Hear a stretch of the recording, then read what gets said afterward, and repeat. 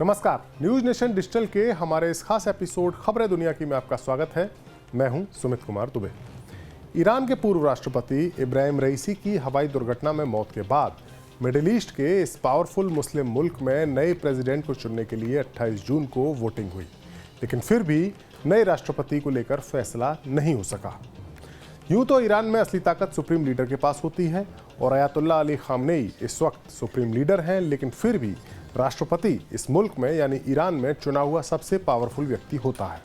और एक ऐसे वक्त में जब मिडिल ईस्ट में हर ओर जंग के बादल मंडरा रहे हैं, तब ईरान जैसे देश में प्रेसिडेंट के चुनाव पर पूरी दुनिया की निगाहें टिकी हुई हैं। हमारे आज के इस एपिसोड में हम बात करेंगे कि ईरान में राष्ट्रपति की पावर क्या होती है, कौन कौन नए राष्ट्रपति पद के दावेदार थे, किसे ईरान के सुप्रीम लीडर की नापसंदगी की वजह से रेस से बाहर कर दिया गया और अब ईरान के नए प्रेसिडेंट का चुनाव कैसे होगा। लेकिन सबसे पहले आपको वो वजह बताते हैं जिसके चलते वोटिंग के बावजूद ईरान में नए प्रेसिडेंट का फैसला नहीं हो सका। दरअसल ईरान के लीडर इब्राहिम रईसी की मौत के बाद नया प्रेसिडेंट बनने के लिए 4 प्रत्याशी फाइनली मैदान में थे, जिसके लिए ईरान के वोटर्स ने 28 जून को अपने वोटिंग के अधिकार का उपयोग किया। लेकिन इस मतदान से नए प्रेसिडेंट का फैसला नहीं हो सका क्योंकि किसी भी प्रत्याशी को 50% वोट नहीं मिल सके। ईरान के गृह मंत्रालय से मिली जानकारी के आधार पर मीडिया रिपोर्ट्स के मुताबिक चुनाव में तकरीबन 24.5 मिलियन लोगों ने वोट डाला था, जिनमें से मसूद पेजेशिकियान को सबसे अधिक 10.4 मिलियन वोट मिले, जबकि दूसरे नंबर पर रहे सईद जलीली जिन्हें 9.5 मिलियन वोट मिले। ईरान की संसद के speaker Mohammad Bagher 3.3 million votes पाकर तीसरी पोजीशन पर रहे। ईरान में इस बार बेहद कम यानी महज 40% वोटर्स ने ही अपने मताधिकार का उपयोग किया था। अब इस नतीजे को 12 मौलवियों वाली गार्डियन काउंसिल को भेजा जाएगा, जो इसे रिव्यू करेगी। ईरान के नियम के मुताबिक अगर किसी भी उम्मीदवार को चुनाव में 50% से ज़्यादा वोट नहीं मिलते हैं तो फिर दूसरे राउंड की वोटिंग होती है, जहां सबसे ज़्यादा वोट पाने वाले 2 उम्मीदवारों के बीच सीधा मुकाबला होता है। पहले राउंड के चुनाव के नतीजों की घोषणा के बाद जो भी पहला शुक्रवार होता है उस दिन दूसरे राउंड का मतदान किया जाता है। यानी अब मुकाबला मसूद पेजेशिकियान और सईद जलीली के बीच होगा। ये दोनों ही उम्मीदवार एक दूसरे की विपरीत विचारधारा को मानने वाले हैं, ऐसा कई सारी मीडिया रिपोर्ट्स में बताया जाता है। पहले राउंड में सबसे ज़्यादा वोट पाने वाले सांसद मसूद पेजेशिकियान कार्डियक सर्जन भी हैं। उनकी इमेज एक उदारवादी नेता की रही है। उन्हें पूर्व राष्ट्रपति हसन रूहानी का करीबी माना जाता है। वो खुले तौर पर कई बार हिजाब का विरोध कर चुके हैं। हम सब जानते हैं कि ईरान में हिजाब को लेकर कितने बड़े विरोध प्रदर्शन हुए थे।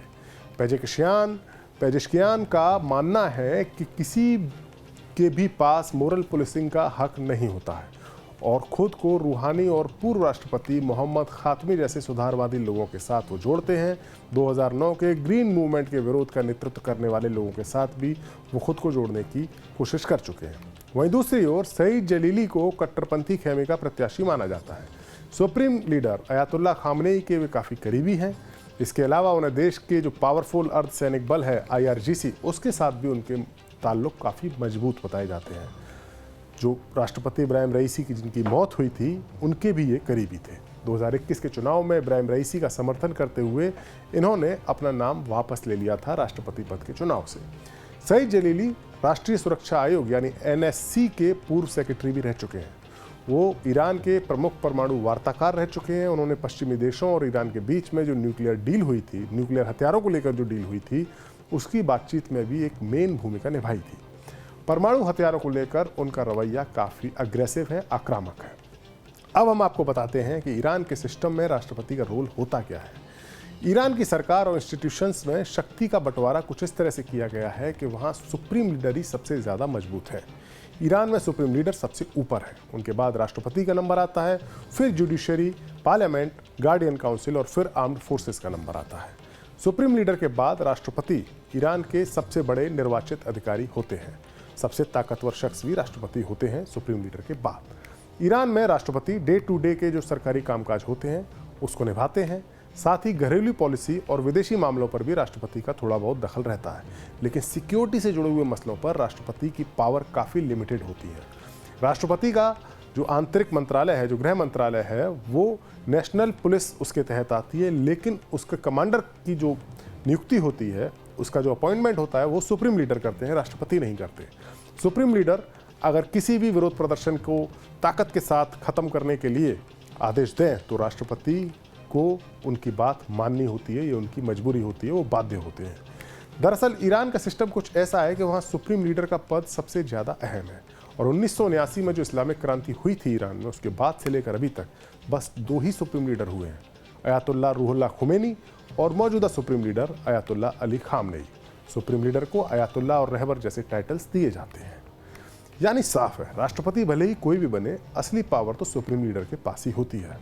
ईरान में एक ऐसे राष्ट्रपति भी हुए थे जिन्होंने सुप्रीम लीडर की ताकत को कम करने की कोशिश की थी और वो थे महमूद अहमदीनेजाद। महमूद अहमदीनेजाद साल 2005 से 2013 तक यानी 8 साल ईरान के राष्ट्रपति रहे। वो शुरू में तो सुप्रीम लीडर के काफ़ी पसंदीदा हुआ करते थे, उनके खास हुआ करते थे। साल 2009 में जब उनके दोबारा उनका राष्ट्रपति का चुनाव हुआ तब तो ये भी आरोप लगे कि सुप्रीम लीडर के बेटे ने चुनाव में धांधली करके उनको राष्ट्रपति बनवाया था।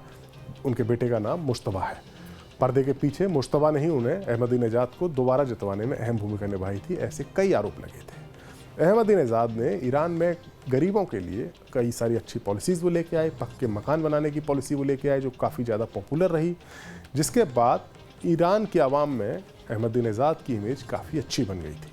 लेकिन इसी दौरान सुप्रीम लीडर के साथ उनके ताल्लुकात ख़राब हो गए। ऐसा माना गया कि अहमदीनेजाद ईरान में सुप्रीम लीडर को मिली हुई जो सर्वशक्तिमान वाली शक्ति है या अधिकार है उसको वो कम करना चाहते थे। 2013 में 2 बार का कार्यकाल पूरा करने के बाद 4 साल के ब्रेक लेकर जब राष्ट्रपति पद के चुनाव के लिए 2017 में अहमदीनेजाद ने चुनाव में खड़ा होने की कोशिश की तो सुप्रीम लीडर ने उन्हें चुनाव में खड़े होने से रोक दिया। इसके 4 साल बाद यानी 2021 में अहमदीनेजाद ने फिर से राष्ट्रपति पद के लिए अपना पर्चा दाखिल किया तो उस पर्चे को मौलवियों की जो गार्डियन काउंसिल है, जिसका जिक्र हमने शुरू में किया था, उसने अहमदीनेजाद के पर्चे को खारिज कर दिया।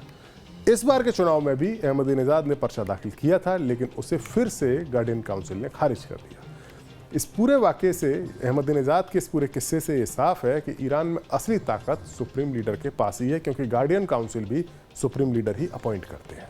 लिहाजा अब ये देखना होगा कि दूसरे राउंड के चुनाव में, यानी पहले राउंड के चुनाव के बाद जो 2 प्रत्याशी अब बचे हैं, उनमें बाजी अब किसके हाथ लगती है और ईरान में सुप्रीम लीडर के बाद दूसरी पावरफुल पोजीशन पर कौन बैठता है। हमारा ये वीडियो आपको कैसा लगा? कमेंट सेक्शन में जाकर अपनी राय हमें ज़रूर दें। नमस्कार।